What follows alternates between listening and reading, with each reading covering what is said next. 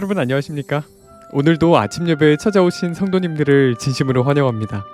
복음에는 죄에 대한 용서뿐만 아니라 승리를 약속하고 있습니다. 믿으십니까? 오늘 말씀을 통해서 세상을 이기는 믿음이 무엇인지, 죄를 이기는 믿음이 무엇인지 배우는 귀한 시간 되시길 간절히 바랍니다. 이제 기도하겠습니다. 하늘에 계신 아버지, 새로운 하루를 주시고 말씀으로 시작할 수 있도록 인도해 주심에 감사드립니다. 말씀 묵상을 통해서 세상을 이기는 믿음, 죄를 이기는 믿음이 무엇인지 배우고자 합니다. 오늘 말씀을 하나도 놓치지 않고 마음에 새겨 삶에 적용할 수 있도록 인도하여 주시옵소서. 오늘도 권면해 주시는 목사님께서 담대하게 진리를 전하실 수 있도록 성령 하나님께서 인도하여 주시옵시고, 말씀을 듣는 모든 성도들이 진리를 듣고 순종의 열매를 맺을 수 있도록 인도하여 주시옵소서. 예수님의 이름으로 기도드립니다. 아멘. 오늘 저희가 함께 묵상할 제목은 승리의 승리를 거듭함입니다. 이제 목사님께서 교제를 통해서 권면의 말씀을 전해주시겠습니다. 안녕하십니까? 오늘 승리에 대한 말씀입니다. 승리의 승리를 거듭함. 우리 모두가 그리스도인으로서 바라보고 가장 원하고 싶은 경험이죠. 오늘 이 말씀에 대해서 우리가 묵상할 때 성령께서 우리 마음속에 정말 이 경험이 어떤 것인지 가르쳐 주기를 제가 간절히 바랍니다. 복음에는 죄를 범한 영혼을 용서해 주는 것만 있는 것이 아닙니다. 복음에는 승리가 포함되어 있습니다. 하나님께서 우리를 왜 용서해 주시나요? 우리가 자비를 베풀고 선을 베풀고 다른 사람을 용서해 주라고 우리를 용서해 주시는 것입니다. 그래서 현장에서 가늠한 여인의 앞에서 예수께서 무엇이라고 말씀하셨나요? 나도 너를 정죄치 않으니 가서 다시는 죄를 범하지 말라. 가늠한 여인을 용서하는 이유가 무엇입니까? 가서 다시는 가늠하지 말라. 죄를 범하지 말라. 승리하라고 당부하면서 이 여인을 놔주시는 것입니다. 이것이 용서의 의미고 용서의 목적입니다. 우리가 하나님 앞에 나가서 용서받을 때마다 하나님의 뜻을 헤아리셔야 하는 것입니다. 그래서 요한일서 5장 4절에 이런 말씀이 있는 것입니다. 대저 하나님께로 난 자마다 세상을 이기느니라. 세상을 이긴 이김은 이것이니 우리의 믿음이니라. 오늘 많은 사람들이 믿음에 대해서 말합니다. 믿음을 여러 가지로 설명할 수 있는데 그 믿음의 정의에는 반드시 세상을 이긴다는 정의가 포함되어 있어야 한다는 것입니다. 어떤 분들은 믿음을 설명하는데 세상을 이기는 믿음이 아니에요. 죄를 이기는 믿음이 아닙니다. 그것은 성경이 말하는 믿음이 아닙니다. 믿음을 여러 가지로 설명할 수 있습니다. 그런데 믿음의 정의에는 반드시 세상을 이기는 믿음이 포함되어 있어야 한다는 것입니다. 본문 읽겠습니다. 그대의 영혼과 하나님 사이에 구름이 낄 때, 자, 우리 영혼과 하나님 사이에 언제 구름이 끼나요?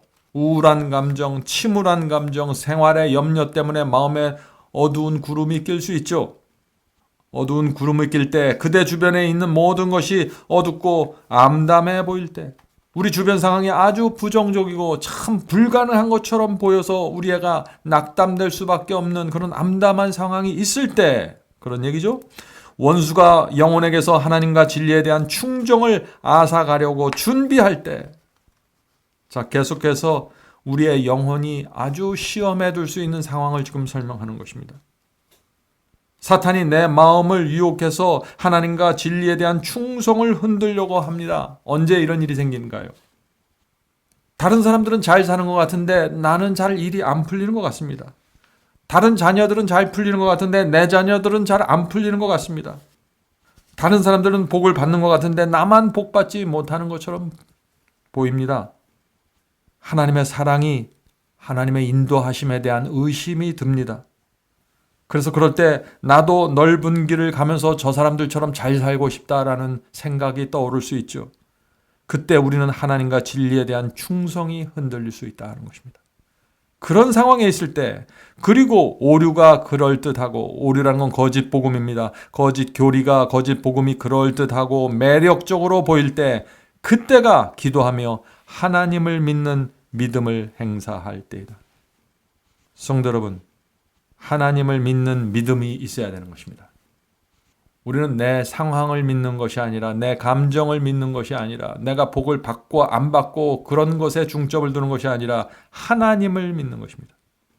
하나님을 믿는 이 믿음을 행사하는 것은 그래서 쉽지가 않습니다. 내 눈에 보이는 것, 내가 느끼는 것 이런 걸 다 내려놓고 부인하고 하나님만 바라봐야 되기 때문이죠. 내 느낌, 내 감정, 내 상황을 역류하면서 믿음을 발휘해야 되는 것입니다. 믿음은 그냥 강물을 따라서 흘러가면서 발휘하는 것이 아니에요. 믿음은 강물을 거슬러 올라가면서 발휘해야 되기 때문에 이게 어려운 것입니다.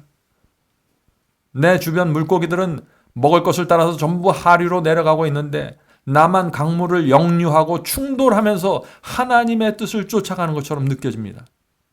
그래서 힘든 것입니다. 그래서 진리에 대한 확신, 하나님의 성품에 대한 확신, 하나님의 말씀과 예언은 반드시 이루어진다는 믿음이 필요한 것입니다. 계속해서 읽어보죠.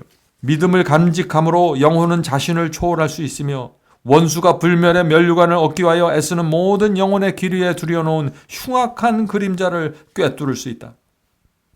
믿음이 있어야 됩니다. 눈의 안약을 받아서 믿음의 눈이 열려야 보이는 것입니다.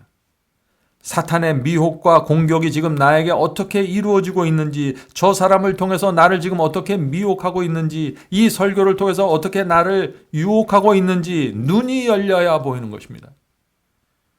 어떻게 우리의 눈이 열릴 수 있을까요? 하나님의 말씀을 정확하게 이해해야 합니다. 진리가 무엇인지 깨달아야 합니다. 하나님의 예언이 어떻게 이루는지 보아야 합니다. 성경을 공부해야 됩니다. 그래야 눈이 열립니다. 어떤 분들은 성경은 공부하지 않고 자꾸 믿음만 갖길 원해요. 기도만 합니다.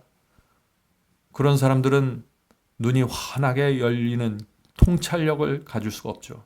하나님이 보는 것처럼 볼 수가 없는 것입니다. 계속해서 읽겠습니다. 예수께서는 시험에 들지 않게 깨어있어 기도하라고 말씀하신다. 사탄이 인간의 마음을 시험에 굴복하게 하여 그가 고안할 수 있는 모든 악한 것으로 가득 찬 불신의 구름을 일으키는 한 우리는 깨어서 기도해야 한다. 사탄이 우리를 유혹합니다.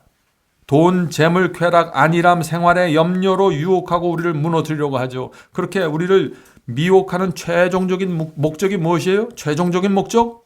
우리 마음에 하나님께 대한 불신의 구름을 덮는 것입니다.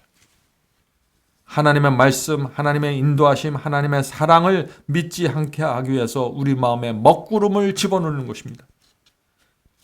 그래서 우리의 마음이 불신으로 덮이면 어떻게 돼요? 하나님을 떠나고 사탄을 따라서 넓은 길을 가게 됩니다. 하나님의 말씀에 충성하고 순종하지 않더라도 구원받을 수 있다는 가능성을 보고 그 길을 찾아가게 되는 것이죠. 성도 여러분, 우리가 우리 마음속에 하나님께 대한 불신이 단 하나라도 있으면은요, 미혹 앞에 문을 열어놓은 것입니다. 하나님께 대한 온전한 믿음이 필요합니다. 내 주변 상황이 어떻게 돌아가든지 간에 하나님을 믿으셔야 됩니다. 그러려면 기도해야 돼요. 불신이 내 마음속에 올라올 때 여러분은 압니다. 저는 압니다. 내 마음속에 지금 불신의 먹구름이 올라오고 있다는 것을. 그런 느낌과 감정이 올라올 때 즉시 기도하셔야 되는 것입니다. 그것이 승리의 비결입니다. 어떤 분들은 유혹을 받는다는 것을 알면서 미혹당하는 것을 알면서 불신의 먹구름이 지금 침울함이 내 마음속에 차오르는 것을 알면서 가만히 있는 것입니다. 그런 사람들은 마음을 열어주고 사탄이 활동하게 내버려두는 것이죠. 승리할 수 없는 것입니다. 그리스도와 연합할 때 그리스도께서는 그대가 요구하는 모든 능력을 공급하실 것이다. 여기 환상적인 약속이 나오죠. 내가 요구하는 모든 능력을 하나님께서 공급하시겠다는 것입니다. 이것은 약속이죠. 근데 조건이 있습니다. 무엇이 조건인가요? 그리스도와 연합할 때입니다. 그리스도와 한 마음 한 뜻이 되는 것입니다. 그것이 연합입니다.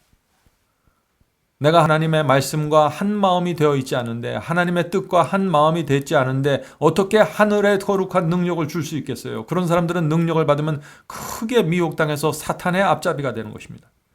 그래서 하나님의 진리를 이해하고 공부하고 그분의 뜻이 무엇인지, 하나님의 마음이 어떤 것인지 살펴야 하는 것입니다. 그리고 그런 마음을 갖고 기도할 때 우리의 기도는 주의 뜻대로 드리는 기도가 되고, 그래서 기도가 100% 응답받게 되는 것입니다.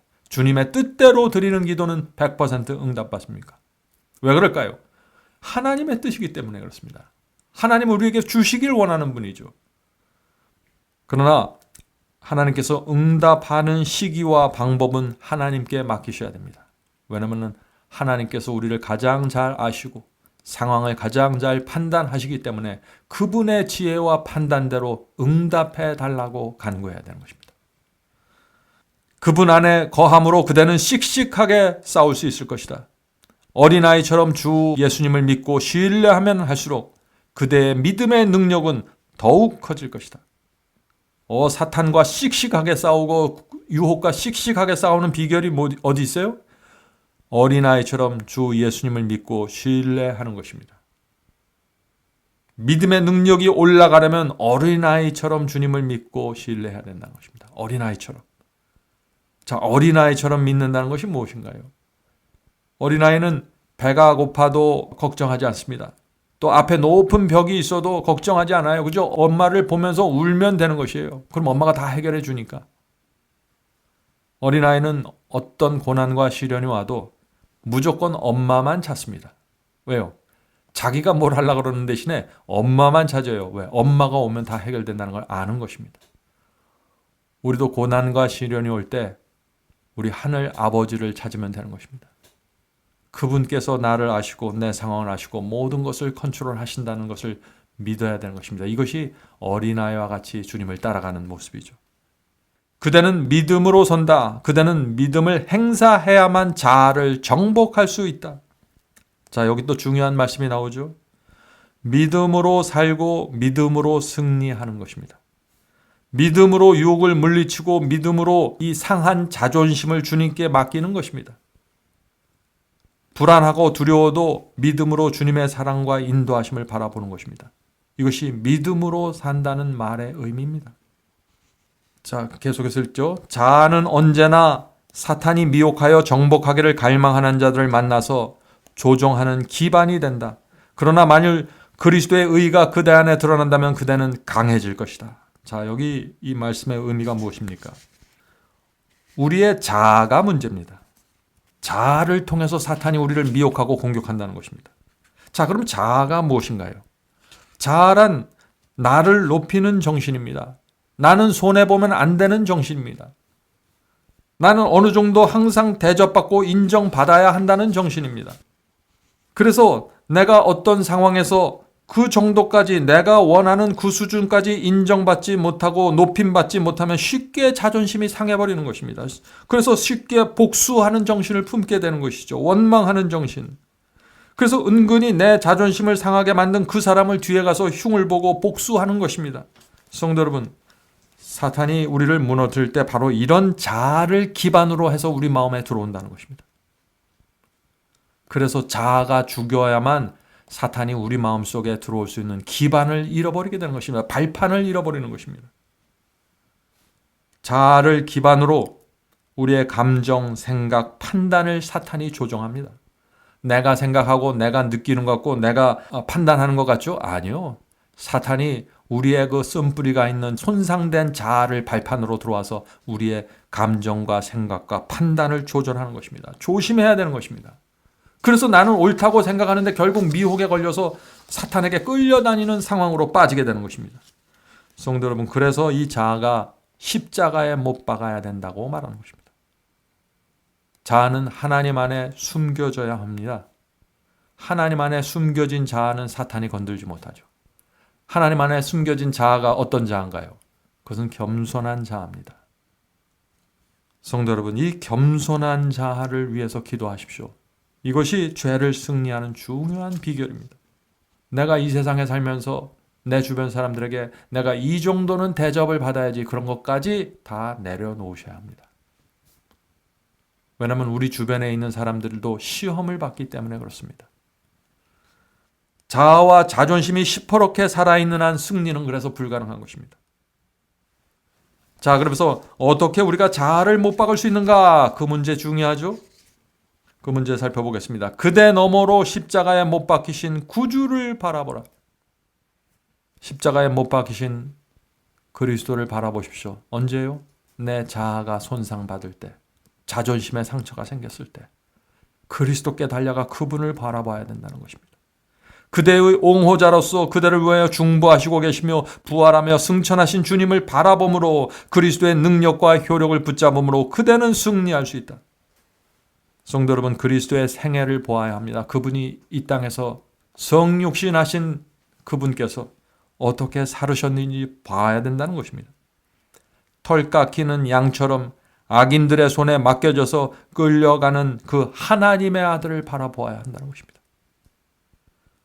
지금 하늘에서 우리를 중보하고 우리를 응원하시는 그리스도를 생각해야 한다는 것입니다.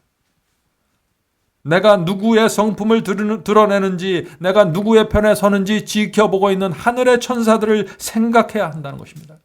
지금 내 주변에 있는 선사들과 성령과 그리스도를 생각해 보고 내가 유혹을 받고 미혹을 받은 지금 이때 내가 어떻게 반응해야 되는지 생각하라는 것입니다. 우리는 그리스도와 하늘을 배반할 수 없습니다. 그리스도께서 나를 위해서 무엇을 했는지, 온 하늘이 내 온 생애를 통해서 어떻게 봉사해 왔는지 우리가 그것을 기억하고 알면 우리는 승리를 위한 선택을 하게 될 것입니다. 이제 마치는 말씀 보겠습니다. 이제껏 획득한 어떤 승리도 믿음의 승리와 결코 비교할 수 없다. 자, 우리가 이 세상에 얻은 승리들이 많이 있죠. 대학에 들어가는 승리, 직장을 얻는 승리, 공부를 잘하는 승리, 집을 샀던 승리, 여러 가지 승리를 얻었습니다. 그런 승리 아무것도 아니죠. 주님의 손을 붙잡고 죄를 승리하는 그 승리와는 비교도 할 수 없는 것입니다. 왜냐하면 이 승리는 하늘을 얻는 승리이기 때문에 그렇습니다. 성도 여러분, 그래서 시험과 유혹이 올 때, 내 자존심이 손상당했을 때 분명한 목적을 갖고 기도하셔야 됩니다. 그래야만 하나님께서 여러분에게 능력을 주시고 마음을 변화시켜 주실 수 있다는 것입니다. 말씀을 마치면서 오늘 성경절 하나를 읽겠습니다. 시편 33편 18절입니다. 시편 34편 18절. 다윗의 고백입니다. 여호와는 마음이 상한 자를 가까이 하시고 충심으로 통회하는 자를 구원하시는도다. 성도 여러분, 어떤 사람을 하나님께서 구원하신다고요? 두 가지의 경험이 필요합니다. 마음이 상한 자입니다. 충심으로 통회하는 자입니다. 이런 사람들은 하나님께서 구원하신다는 것입니다. 자, 마음이 상하고 충심으로 통회해야 돼요. 어떻게 이 경험 속으로 들어갈 수 있을까요? 이것은 지금 다윗의 고백이죠. 자기 죄가 무엇인지 정확하게 알아야 됩니다. 자기 죄에 대한 1%의 핑계도 있으면 안 됩니다. 다윗이 그랬어요. 다윗이 밧세바를 번하고 1%의 그 합리화와 자기 기만이 없었습니다. 나단이 지적했을 때 모든 것을 인정하고 고백하고 만조백관이 보는 앞에서, 백성들 앞에서 자기의 죄를 고백했습니다. 전혀 숨기려는 의도와 정신이 없었죠. 다윗이 죄를 범하고 마음속에 양심의 음성을 동안 얼마나 괴로웠겠습니까? 그는 깊은 상한 심령을 가졌습니다. 너무나 괴로웠을 것입니다. 용서를 받기 원했을 것입니다. 충심으로 동의하고자 했습니다. 그런 상황에서 나단 선지자가 왔을 때 그의 말을 있는 그대로 받아들이고 온전히 고백하는 것입니다. 그래서 참된 고백은 뭐냐? 내 죄를 정확하게 지적해서 인정하는 것입니다. 내 죄를 가리고 핑계하는 한 참된 회개의 경험에 들어갈 수 없습니다. 많은 사람들이 죄를 고백한다고 고백해요. 그러나 정말 상한 심령이 없고 정말 충심으로 통회하는 경험이 부족합니다. 왜 그래요? 항상 내 죄의 일부는 내 탓이 아니라 저 사람 탓이고 이 환경 탓이고 누구 탓이 있어요. 항상 이 시험을 당하고 쓰러지면 가해자와 피해자의 모드로 생각하는 것입니다. 저 사람이 가해자고 나는 피해자고, 저 사람이 이익을 받고 나는 손해를 받습니다. 항상 이런 모드로 상황을 판단하기 때문에 통렬한 회개가 나오질 않는 것입니다. 성도 여러분, 아담과 하와가 죄를 범했을 때 그런 것입니다. 선악과를 따먹은 것은 자기의 선택이었습니다. 그런데 아담은 하와를 탓했고 하와는 뱀 사탄을 탓했습니다. 결국 하나님 때문에 우리가 먹었습니다 하는 얘기를 한 것이죠. 그런 회개가 잘못된 회개라는 것입니다. 회개가 아니죠. 예수께 가는 길 고백에 있는 글을 하나 읽고 마치도록 하겠습니다. 죄가 도덕적 판단력을 둔하게 하면 죄인은 그의 품성에서 무엇이 잘못되었는지 깨닫지 못한다. 자, 죄가 우리의 판단력을 둔하게 하면은 내 품성에 무엇이 문제인지 도무지 깨닫지 못한다는 것입니다. 왜 죄가 우리의 도덕적 판단력을 둔하게 할까요? 왜냐하면 이것은 100% 내 죄가 아니라고 생각하는 거예요. 저 사람이 가해자고 난 피해자예요. 저 사람이 70% 죄가 있고 나는 30%밖에 없어요. 그러니까 판단력이 자꾸 흐려지는 것입니다. 내 품성에 무엇이 잘못됐는지 모르는 거예요. 그래서 내 죄가 악하게 보이질 않습니다. 성령께서 그런 사람들의 눈을 열어주실 수가 없어요. 눈먼 상태가 되는 것입니다. 그래서 그런 사람들의 죄에 대한 고백의 기도는 열렬하고 진지할 수가 없다는 것입니다. 이것이 100% 내 죄라는 것을 인정하셔야 돼요. 가해자는, 나를 이렇게 피해를 입은 가해자는 하나님께 그 사람이 범죄한 것입니다. 그 사람 때문에 내가 죄를 범했을지라도 내 죄는 내 자유의지의 결정이고 내가 하나님께 범한 것입니다. 그래서 우리는 사람들 사이에 죄를 분할하려고 하지 말아야 됩니다.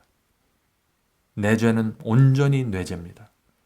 우리가 이런 심령으로 주 앞에 나갈 때 주께서 우리에게 새로운 심령을 허락하시고 용서하시고 승리의 길을 열어주시는 것입니다. 성도 여러분, 오늘도 우리가 승리가 무엇인지 한번 실험해보는 하루가 되길 바랍니다. 실험을 해보세요.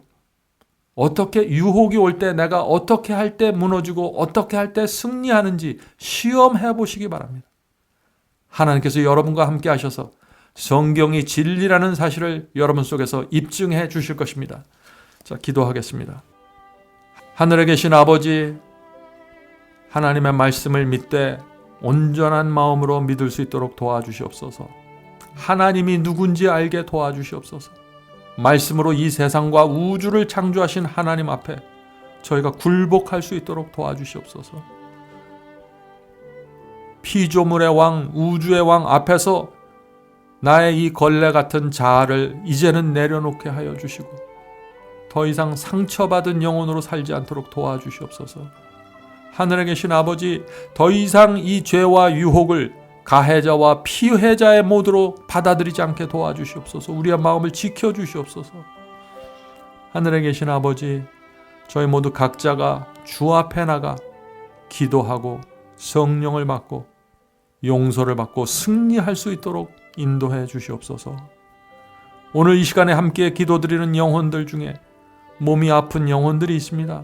마음의 상처를 받은 영혼들, 자존심이 상해서 잠을 못 자는 영혼들이 있을 수 있습니다. 세상 경제 때문에 두려워하는 영혼들이 있습니다. 주여, 그 영혼들을 믿음으로 주 앞에 나올 수 있도록 인도하시고 도와주시옵소서. 그들의 손을 붙잡아 주시옵소서. 예수님의 이름으로 간절히 기도드립니다. 아멘.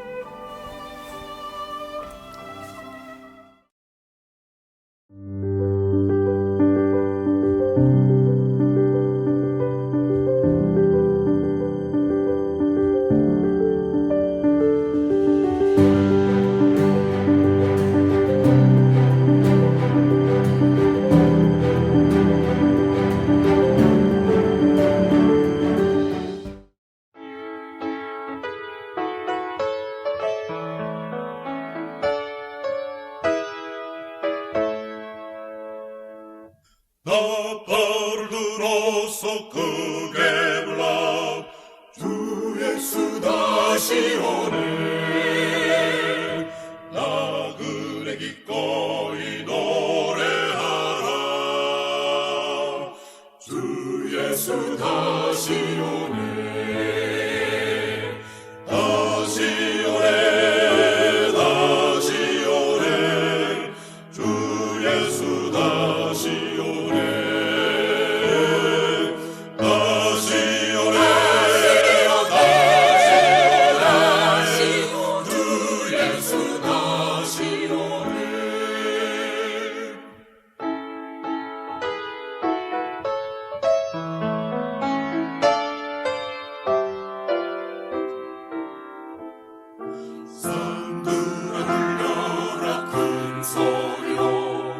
주 예수 다시 오네.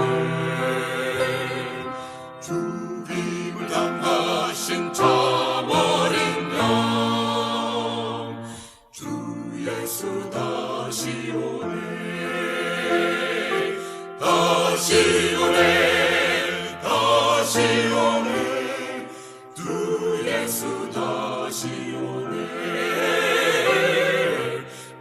다시 오네 다시 오네 주 예수 다시 오네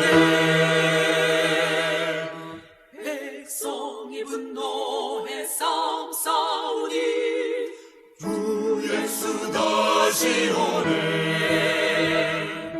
지식과 왕래가 증거하니 주 예수 다시 오네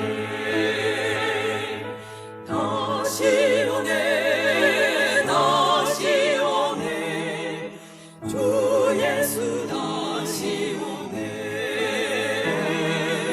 다시